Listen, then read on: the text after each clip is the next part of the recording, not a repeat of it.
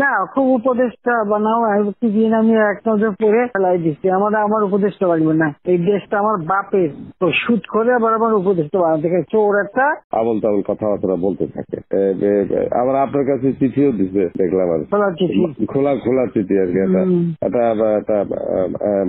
এটা খারাপ আর কি, একটা আর কি।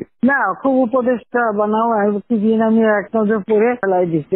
আমার উপদেশটা বাড়বে না, এই দেশটা আমার বাপের, আমার বাপ স্বাধীন করে দিয়ে গেছে। আমি জানি এই দেশ আমি চিনি। আমি বাংলাদেশের বসে বসে কথা বলার তো সুদ করে আবার আমার উপদেশটা বানাতে চোর একটা। ও বলছে গ্রামীণ ফোনে সব ইনকাম গ্রামীণ ব্যাংকে যাবে, যে টাকা গ্রামীণ ব্যাংক গরিব মানুষের সাহায্য করবে।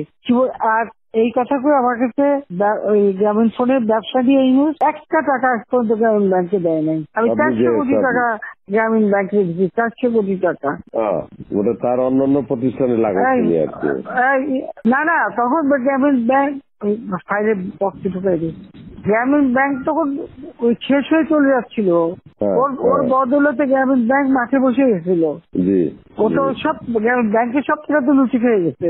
তখন আমি প্রথমে 100 কোটি, তারপর 200 কোটি, তারপর আবার 100 কোটি, এটা 98 সালে দিচ্ছি, চালু রাখছি। তখন এই গ্রামীণ ফোনের ব্যবসা ছিল, এই ব্যবসাটার থেকে যে লাভটা হবে সেই টাকাটা চলে যাবে গ্রামীণ ব্যাংকে, রেগুলার গ্রামীণ ব্যাংকে একটা সোশ্যাল ইনকাম থাকবে। এই বলে ব্যবসা নিয়ে তখন যখন ব্যবসা নেয়, তোমায় বলে রাখি, যদি কোনদিন প্রশ্ন ওঠে বলতে পারবা, 51% মালিক হলো বাংলাদেশ আর 49% হলো নরওয়ে কোম্পানি।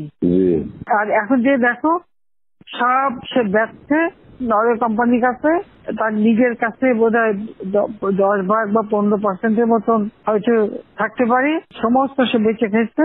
আর একটা টাকা কোনদিন গ্রামীণ ব্যাংকে এখান থেকে দেয় নাই। আর আমরা সবকিছু ফ্যাসিলিটি তাকে দিচ্ছিলাম, রেলওয়ে, ফাইবার অপটিক ব্যবহার থেকে শুরু করে সবকিছুতে তাকে এক্সট্রা সুযোগ দেওয়া হয়েছিল। ওইভাবেই তো গ্রামীণ ফোনটা তো অন্যদের থেকে সে সবচেয়ে বেশি সুবিধা পাইছে। চোর একটা রক্ত চুষে খাইছে সব। আমি বলছি যে রক্ত শোষা, গরিবের রক্ত শোষা। যে 30% তার হিসাব করলে 30% সুদ হতো। সে যা গ্রামীণ মানুষকে যে লোন দিত, তাতে তার যে কম্পাউন্ড ইন্টারেস্ট যদি আপনি ক্যালকুলেশন করেন, 40-47% হয়ে যেত। দেখে এমন হয়, তাহলে আর লোকের আর কি থাকবে, ও তো গরিব আরো বেশি করে হয়ে যাবে।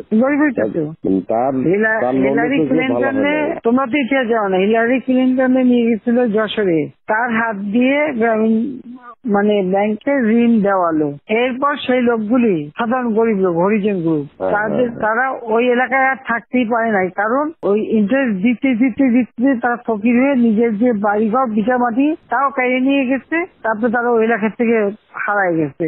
দেন আমি খুঁজছি, একজনের পাশে খাগড়াছড়ি, সেখানে যে এসে কাজ করে খায়, আর একজন বোধহয় নীলফামারী নদী আসবে কোথায়, যে এরা ওই পরিবার সদস্য ওই এলাকা থেকেই হারায় গেছে।